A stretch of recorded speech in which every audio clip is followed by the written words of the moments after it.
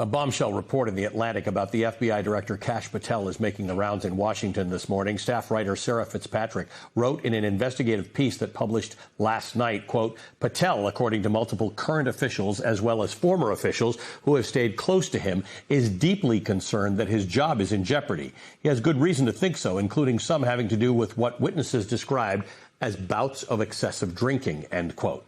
You might remember back in February when Kash Patel was seen celebrating with the U.S. men's hockey team after their gold medal victory in the recent Winter Olympics. The incident apparently raised eyebrows for many in the Trump administration, according to Fitzpatrick, but she reports the concerns of FBI officials she talked to go much further than that. Quote, they said that the problems with his conduct go well beyond what was previously known and include conspicuous inebriation and unexplained absences. His behavior has often alarmed officials at the FBI and the Department of Justice, even as he won support from the White House for his eager participation in Trump's effort to turn federal law enforcement against the president's perceived political enemies, end quote. In response, Team Patel is readying for a fight. The FBI director's spokesperson, Erica Knight, is denying The Atlantic's reporting and threatening legal action. She posted online, quote, lawsuit is being filed, end quote. Now, we should emphasize here that MS Now has not independently confirmed any of this reporting. Fitzpatrick writes that the implication of Patel's conduct for the FBI, America's premier law enforcement agency, are huge. Quote, some at the FBI are concerned that Patel's behavior has left the country more vulnerable. One former senior intelligence official told me that there's a lack of experience at FBI headquarters and that the turnover rate is high in field offices because of both voluntary departures and Patel-ordered purges. The result is an FBI workforce being asked to accomplish more with fewer resources and with less direction from the top, end quote. The Atlantic's Sarah Fitzpatrick joins me now. Sarah, welcome to the show. Nice to see you. Nice to see you. Sarah, I want to touch on that last point first. So I was just talking to David Rode about the situation in Iran. That's actually central to a lot of this. There have been a number of Iran experts at the FBI who were let go. Kash Patel was asked about this at Congress. He said that it was about an unrelated matter, but they're sort of weak on that front. And America is at war with an adversary that does actually have proven capabilities to cause trouble in America.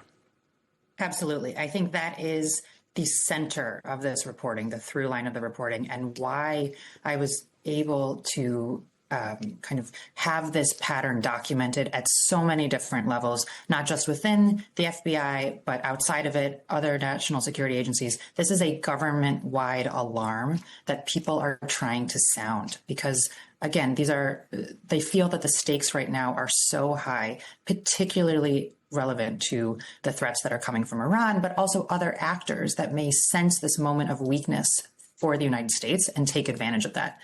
So yes, that is the key point, the key fear that underlines this story, and that I hear from everyone I talk to almost on a daily basis.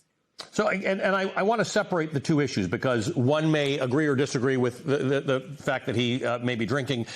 That's separate from the operational issues that a lot of people spoke to you about that were concerns. You write on multiple occasions in the past year, members of his security detail had difficulty waking Patel because he was seemingly intoxicated, according to information supplied to Justice Department and White House officials. A request for quote, breaching equipment, end quote, normally used by SWAT and hostage rescue teams to quickly gain entry into buildings, was made last year because Patel had been unreachable behind locked doors, according to multiple people familiar with the request. I quote this, Sarah, because this isn't a discussion about whether you think he should drink more or drink less. It's a specific example of we needed to get Kash Patel and we couldn't get him.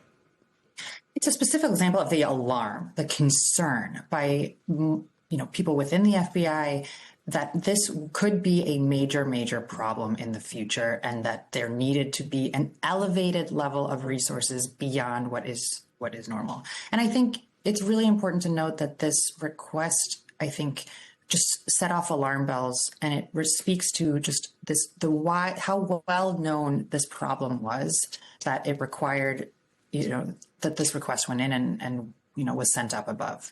So yes, exactly. It is a sign of, again, his colleagues and others in the national security establishment who are fearful that this conduct could place American citizens and members of the FBI in danger.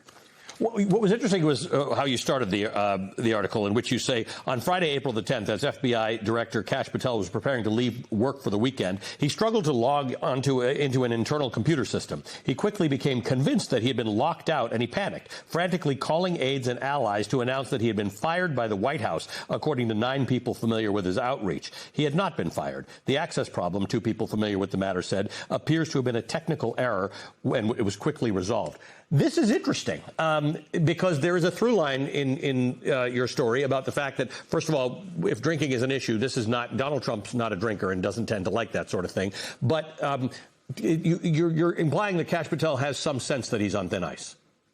Absolutely. I mean, I think he is openly acknowledging that to people that he knows, people that he's speaking to, and people in the White House are openly acknowledging that as well. So I think that this is not...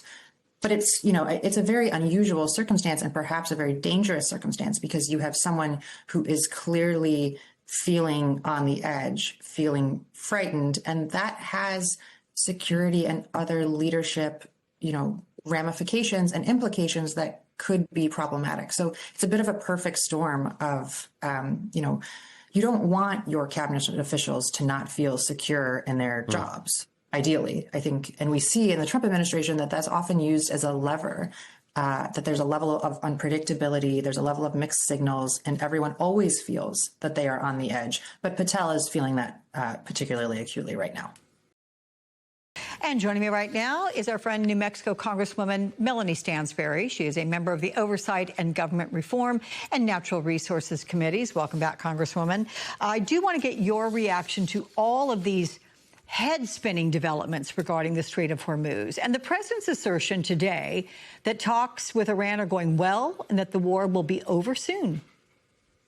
Well, I think it's very clear the statement you just played from the president makes clear that this president has no idea what he's doing and is not fit to be serving as our commander-in-chief. He doesn't know if he's going to drop bombs. He doesn't know what his strategy is. He doesn't know what his exit strategy is. He doesn't know how he's going to get the Straits of Hormuz reopened.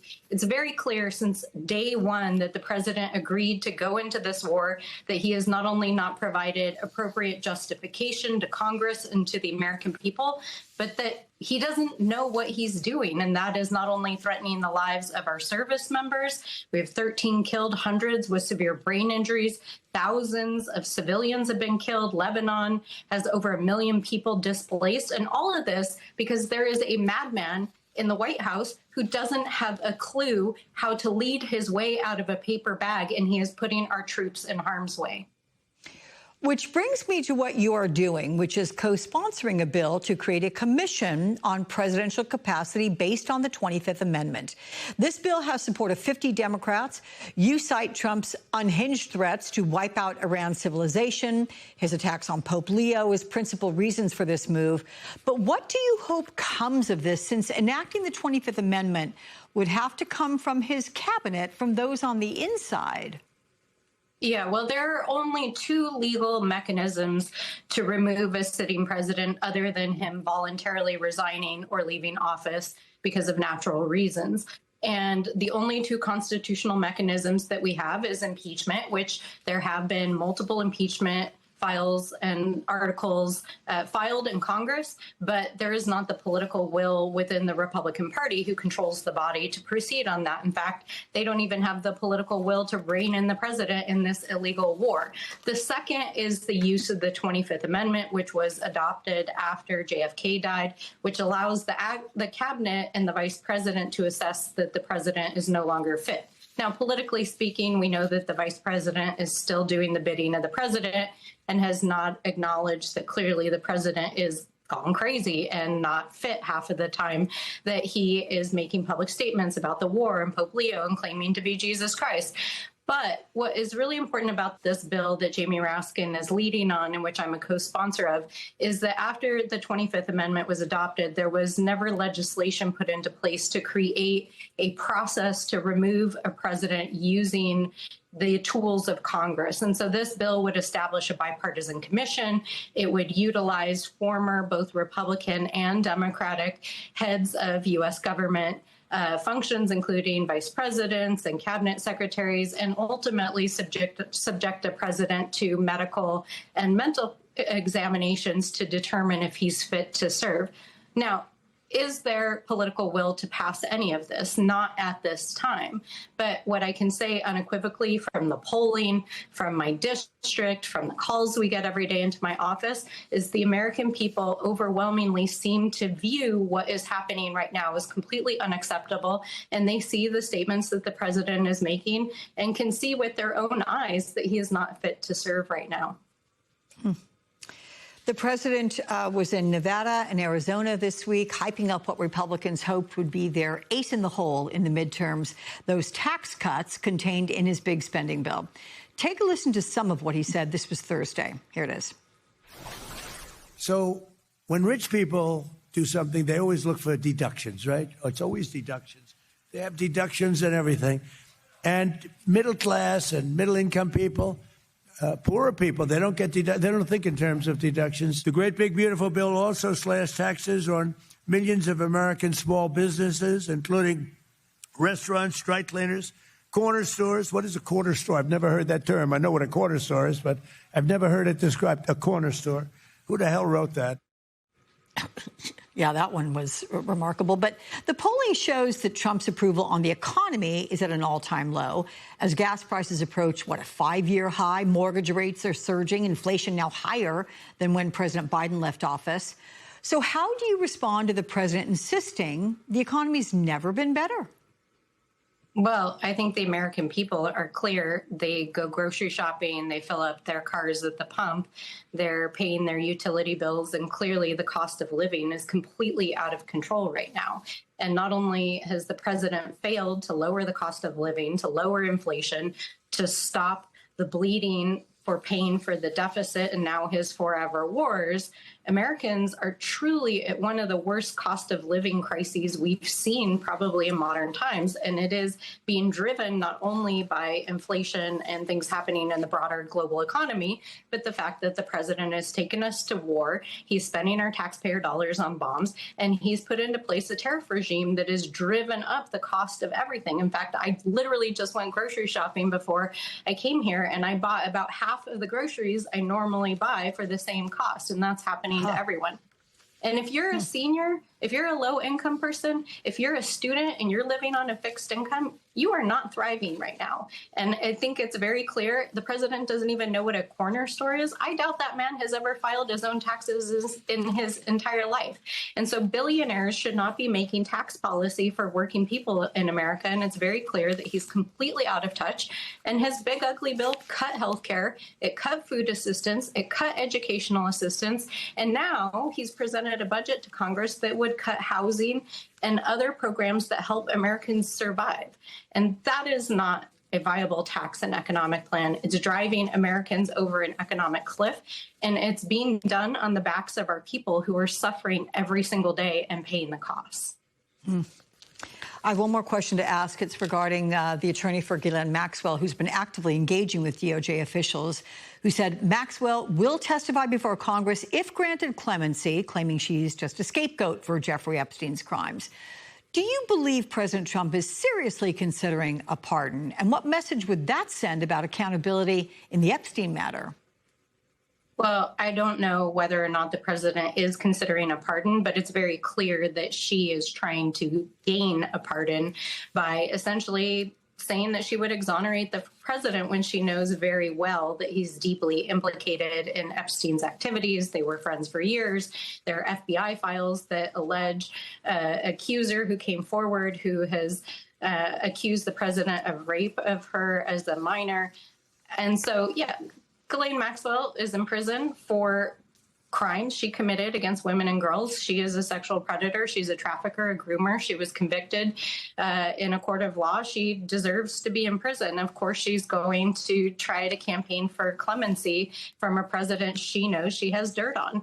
But we are not going to allow that. And certainly if the president does take steps, there will certainly be court action. And I'll just note this, even the Supreme Court denied her attempt to try to annul her previous conviction. So I think they're on very shaky ground trying to get some sort of pardon from the president. But will the president do it to try to hide from allegations in the Epstein files? I don't know if there is a low for this president in the Epstein case. Well, I will say the president, as you well know, has denied any allegations being associated with him and Jeffrey Epstein, but we'll leave it there. Congresswoman Melanie Stansbury, thank you so much. The feud between President Trump and Pope Leo is still going full force. Now, we started the week with Trump posting this AI-generated image of himself as a Jesus-like figure, which incited outrage and accusations of blasphemy from Christians. He deleted the photo and the next day added that he believed the image showed him as a doctor. And after all of this, we're learning that Trump is participating in a marathon reading of the entire Bible. He will read a passage from the Old Testament book of 2 Chronicles. All right. So you got to be a little bold to have some beef with the Pope. We're beyond that point. A little bold, right? A little bold. Like pick your battle. Like the Pope, we're a little bit beyond that. But I'm curious as to how you all are interpreting this sort of tug of war that he's having with the Pope, while also understanding that he and his party need evangelical Christians on their side for their political viability. Well, I think it actually makes complete sense because of that. Like, in a way, I think part of the reason we see the president sharing images like that one, but also I've noticed in recent weeks that he has, just the way he speaks about himself has actually shifted. He started saying things like God is good. Anyone who has actually spent their life going to church is familiar with that phrase. God all the is time. Good, all the time. That is not something that's been part of Trump's, linguistic repertoire, I'll say, for the last several decades of his life. And so my read of it, because I follow a lot of the extremist sort of right-wing Christian figures around him, is that he's surrounded by people who are telling him that he is God, that he is basically their representative of God on earth, almost that he is their Pope, because the Pope is the vicar of Christ for Catholics. And so it's sort of filled his head with all of this. And so he doesn't see this as something that actually is risky with that base. He sees it as very consistent with the message that he's sort of like symbiotically fed to and received back from that base that he has so depended on. And I think evidence of that is, like, listen to Congressman Troy Nehls talking about the president on Capitol Hill on Thursday. Listen to this. I believe that Donald Trump is better than sliced bread. I think he's almost the second coming, in my humble opinion. I think he's done a fantastic job. He's got a very difficult job. Pope's got a tough job, got issues in the church. But Donald Trump has a very, very difficult job to do, the toughest job in the world. The second coming. That is a reference to the second coming of Christ. Yeah. I mean, does it get any more blasphemous than that? No, but that is sort of the level of sort of like subordination that so many people around him seem just so willing that to assume that position. It's strange, I think, to people who haven't paid close attention to this, but it has been building for a while. I remember first term when Donald Trump signed Bibles, and that really bothered me. Yeah. As someone who grew up Southern Baptist and knows all of those pressure points that we were raised to, not defile. But this, I do think on Easter Sunday, he really waded into it. Yeah. And he's still digging out from that blasphemous tweet from what he said about decimating a civilization on the day of the resurrection. And he's made it so much worse. And also, he's made his allies just look dumb, too. Let's take a listen to what J.D. Vance had to say. How can you say that God is never on the side of those who wield the sword? We can, of course, have disagreements about whether this or that conflict is just, but I think that it's important, in the same way that it's important for the Vice President of the United States to be careful when I talk about matters of public policy. I think it's very, very important for the Pope to be careful when he talks about matters of theology. So when you're lecturing the Pope on theology, I think you've lost the plot and the battle. I agree with everything that you're saying. I think that there's also another really important point that a lot of people don't necessarily want to touch on, and that is Antonia, you talked about the sort of connection that he has to this community. But it's important to understand that this is a brand of Christianity, if you want to call it that is very much so undergirded with the notions of white nationalism and white supremacy, which is how it goes, which is how it works, and so that's one of the very, very ugly parts of what's not being discussed here, is that for everything that you want to talk about in terms of how sanctimonious you might feel you are being or how blasphemous he may be being in this moment, the underlying theme here is that this is a ideology that is intended to push out other and to other as many people as possible for a very select group of people in the United States. And I think that's part of why they find the Pope's message so disturbing to them, because they are putting forward a version of Christianity that is white, very male-centered, whereas the Pope is incredibly inclusive. I mean, he's traveling through Africa right now, and not just meeting with Catholics, but with people of all faiths there. He has described people as other faiths as our friends. His message isn't, if you are not following me and doing what I say, you are a bad person who God does not love. And that is the message of some of the other folks in certain circles here in the U.S. We're going to have to leave it there. I want to take you behind the scenes to my own reporting and go back to an incident from March of 2022. Russia's full-scale invasion of Ukraine was 2 weeks old. I was on my way to Ukraine. There were and still are no flights into Ukraine, so I flew into Budapest, the capital of Hungary. And there I bore witness, often live on air, to the tens of thousands of Ukrainian refugees arriving exclusively by train, mainly women and children escaping the war with just the possessions that they could carry. Most of them could not speak Hungarian, which has virtually no overlap with the Ukrainian language or with Russian. They had no idea where they would go to or what they needed to do next. They were greeted by the Hungarian people, who were there to help in any way they could, to offer guidance, a place to stay, a meal, medical and humanitarian aid, a kind word. My reporting on Hungary was based on the facts, on what I was learning and seeing play out firsthand, and the important context that was needed to explain the story. And at times I noted that while Hungary and the Hungarian people were helping their neighbors who were under attack by Russia, Hungary's longtime leader, Viktor Orban, maintained a close relationship with Russia's leader, Vladimir Putin. And despite being a member of NATO, Hungary joined in 1999 during Orban's first stint as prime minister, Hungary had developed a closer, friendlier relationship with Russia during Orban 2.0. Orban had been serving as prime minister since 2010. He had previously held the position from 1998 through 2002. During my reporting in Budapest, I noted that under Orban's long rule, Hungary had seen a significant backsliding of democracy and of democratic institutions, including a crackdown on rights, an increase in corruption, an increase in extreme anti-immigration policy, a weakening of the independent judiciary, and the near elimination of the independent press, including the creation of a state-run media. Now, I am not a scholar of Hungary, and what I was reporting was not some grand secret. Much of it Orban and his government actively and publicly promoted. Nonetheless, Orban took offense to my reporting, and his office sent a letter detailing his disagreements, to keep it polite, to MSNBC, accusing me of aiding the opposition party in the then upcoming elections.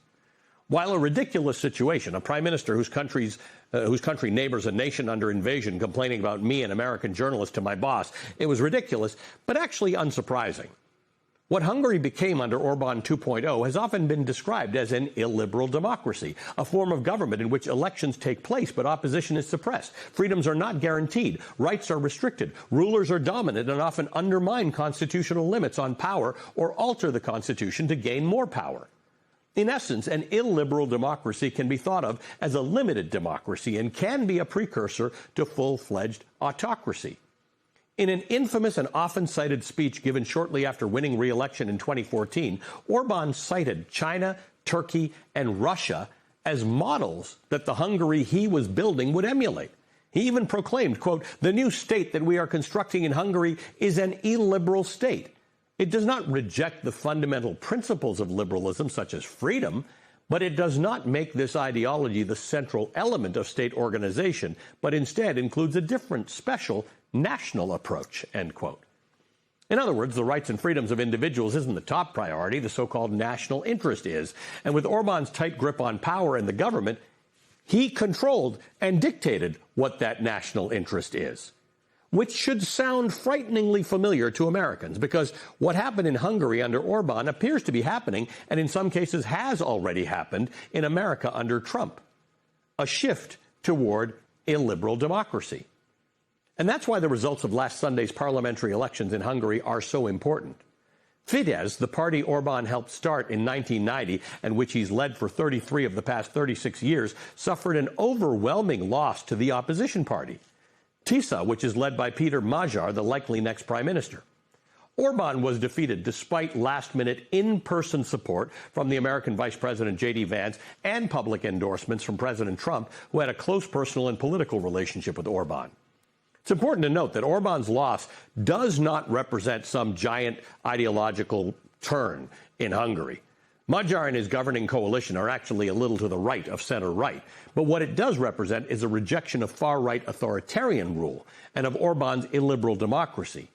And it's not just in a figurative sense either. One of the first things Magyar did after the election was to appear on several Hungarian state-controlled TV stations to announce that he would be shutting them down. He called them, quote, lying news service and a propaganda machine, adding that after we form the government, one of our very first tasks will be to shut down this factory of lies and build a real independent public broadcaster, one where the opposition finally has a voice too. The opposition can have a voice.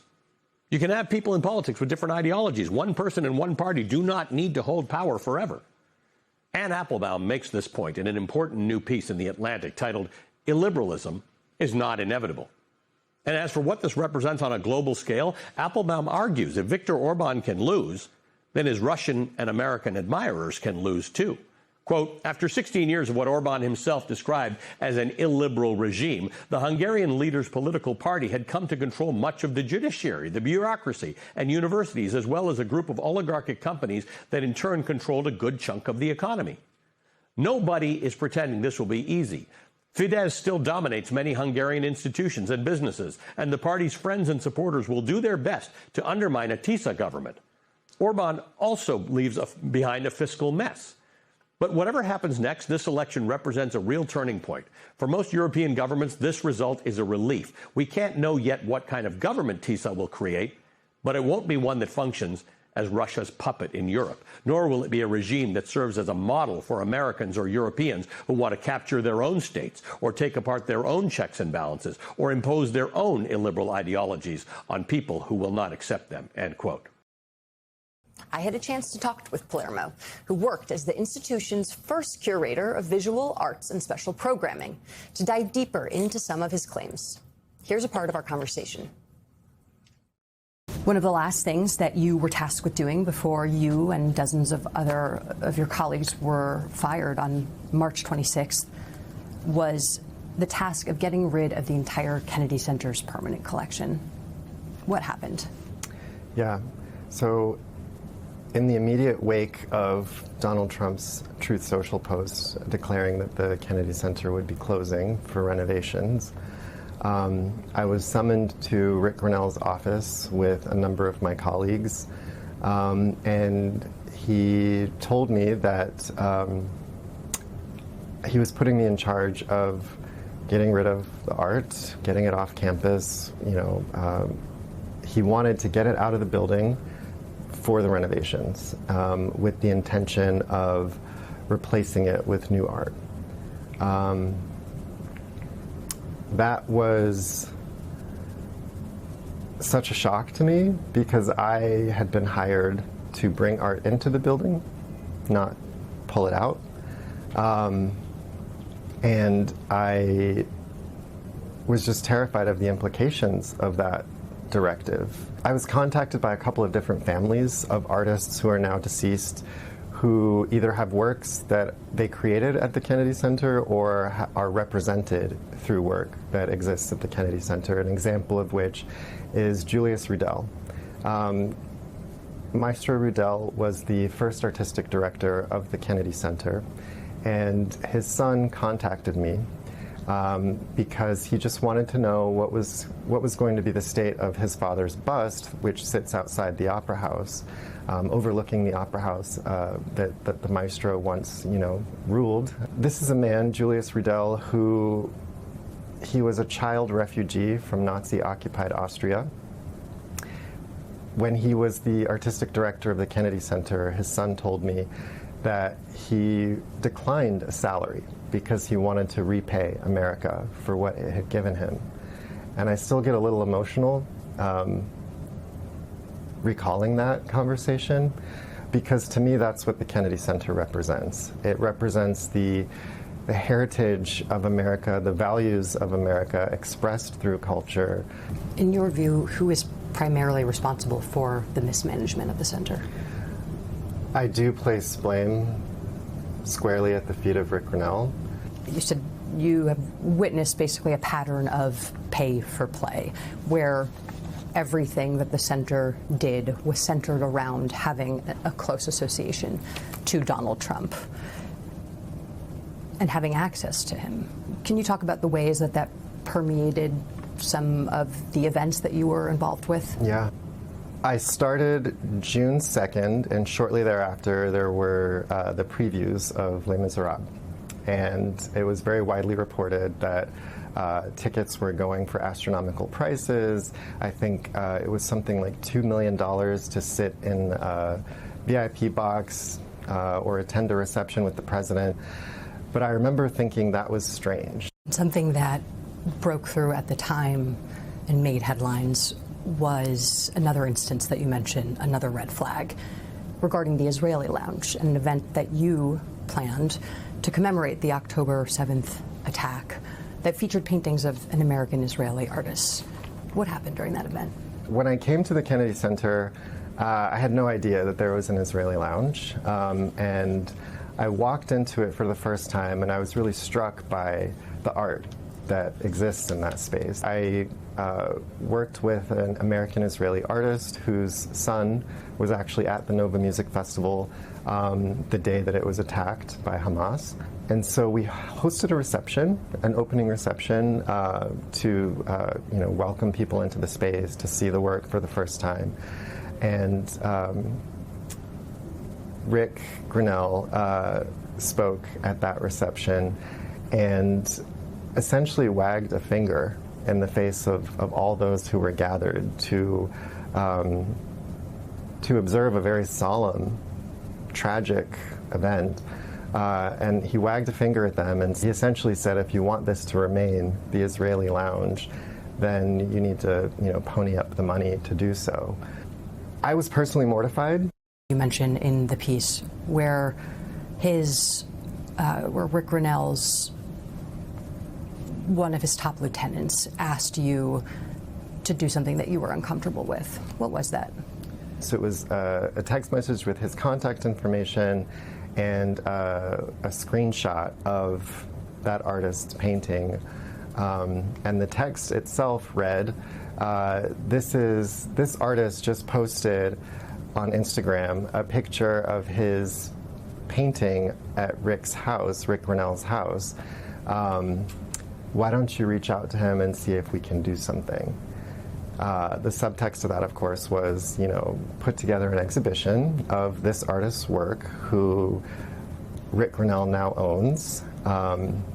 And that was also unsettling to me because it was such a breach of ethics, as I understand them. When institutions like the Kennedy Center show work from an artist, in effect, it increases the value of that work because, an august institution has decided to show it.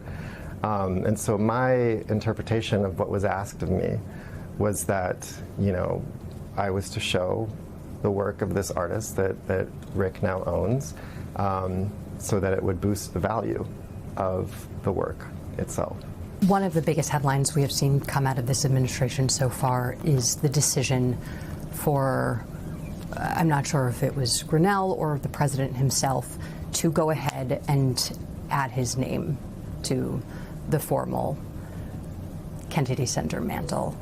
What happened during that process, and what happened to your relationships after that decision was made and materialized? I had no idea what was happening. The only person I spoke to in that immediate first few moments was a dear colleague of mine at the Kennedy Center who just told me, yeah, this automatically just made our jobs that much harder. It was already hard before, but this now makes it even harder because it's very much blatantly politicizing the Kennedy Center.